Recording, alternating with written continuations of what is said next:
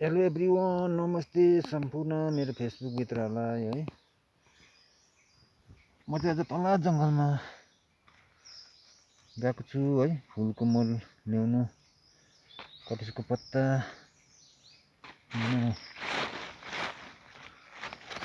अलिअलि फुलको लागि चाहिँ यो मल राम्रो हुन्छ क्या। कटुसको पत्ता अरू चाहिँ अब अरू पत्ताहरूभन्दा यो धेरै राम्रो हुन्छ फुललाई है। त्यसले गर्दा तल जङ्गलमा गएको छु। यहाँ बटल पार्दैछु हेर्नु है। राम्रो छ है मल। अब के गर्नु, फुलहरूको लागि फुल पनि स्याहार्नै पर्छ, अलिअलि बेच्नुपर्छ होइन। अन्त हजुरहरू के गर्नुहुँदैछ तपाईँहरू? आज त दिन पनि अलिक राम्रो भएको छ, घाम नलागी पनि है। यसो उक्रेको बेलामा लिइहालौँ भनेर आएको है साथीहरू।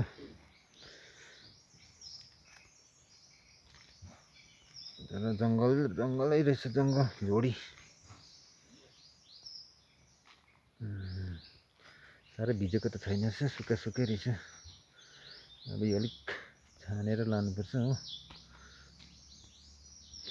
यहाँ यस्तो जङ्गल छ तलनिर हो, यतिर जङ्गलहरू छ है। अनि तपाईँहरू के गर्नुहुँदैछ? सबै आफ्नो आफ्नो कामतिर हल्ला व्यस्त होइन। अब यस्तै हो, एक दिन छुट्टीको दिनमा त अब आराम गर्ने टाइम पनि पाउँदैन हो। अरू दिन अब काम गर्दै, बाहिरको काम गर्दै ठिकै हुन्छ। अनि अब सन्डेको दिन है, घरको काम गर्दै ठिकै हुन्छ हो। हप्ताभरिको काम कति बितिरहेको हुन्छ होइन। त्यसले गर्दा अब घरको काम पनि गर्नु पर्यो, नभए फेरि कसले गर्दैन है। अब यताउता बाहिरको काम गरेर पनि घरको काम त गर्नुपर्छ,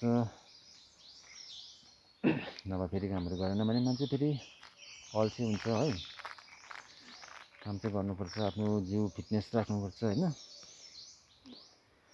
त्यही हो। ल त साथीहरू, आजलाई है यति नै। फेरि पानी पनि आउन सक्छ हो, त्यसले गर्दा एक बरस त भनेर चाहिँ लानु पर्यो है। ल त हस्, आजलाई यति नै है।